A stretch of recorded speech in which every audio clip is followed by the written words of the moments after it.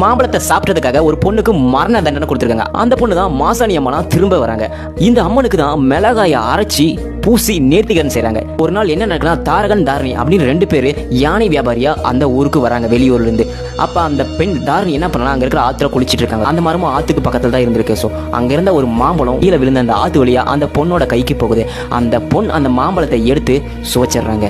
So அதுக்கப்புறம் என்ன நடக்குதுன்னா, அங்கே பாதுகாத்துட்டு இருந்த ஒரு காவலாளி அந்த பொண்ணை பார்த்துறாரு. அதாவது அந்த மாம்பழத்தை சாப்பிட்டு அந்த பொண்ணை பார்த்தாரு. உடனே அந்த பொண்ணையும் அப்பாவையும் கொண்டு போய் அந்த ராஜா மன்னனை நிறுத்திடுறாரு. நிறுத்தின உடனே ராஜா பயங்கரமான டென்ஷன் ஆகி, எதுக்கு இப்படி இந்த மாம்பழத்தை சாப்பிட்டேன், நான் தான் ரூல்ஸ் வச்சிருக்கேன், அந்த மாம்பழத்தை யாரும் சாப்பிடக்கூடாதுன்னு அப்படின்னு சொல்லி உங்களுக்கு மரண தண்டனை கொடுக்க போகிறேன் அப்படின்னு சொல்றாரு. அதுக்கு அந்த பொண்ணும் அப்பாவும் பயங்கரமாக கெஞ்சுறாங்க, நாங்கள் வெளியூர்லேருந்து வந்திருக்கோம், நீங்கள் போட்டிருக்க ரூல்ஸ் எங்களுக்கு தெரியாது, எங்களை மன்னிச்சு விட்டுருங்க, உயிர் பிச்சு கேட்குறோம் அப்படின்னு சொல்றாரு. அவங்க அப்பாவும் எங்ககிட்ட இருக்கிற யானையெல்லாம் நான் உங்களுக்கு தரேன், நீங்கள் எங்களை மன்னிச்சு விட்டுருங்க அப்படின்னு கேட்குறாரு. அந்த மன்னன் எதுவுமே கேட்கவே தயாராக இல்லை.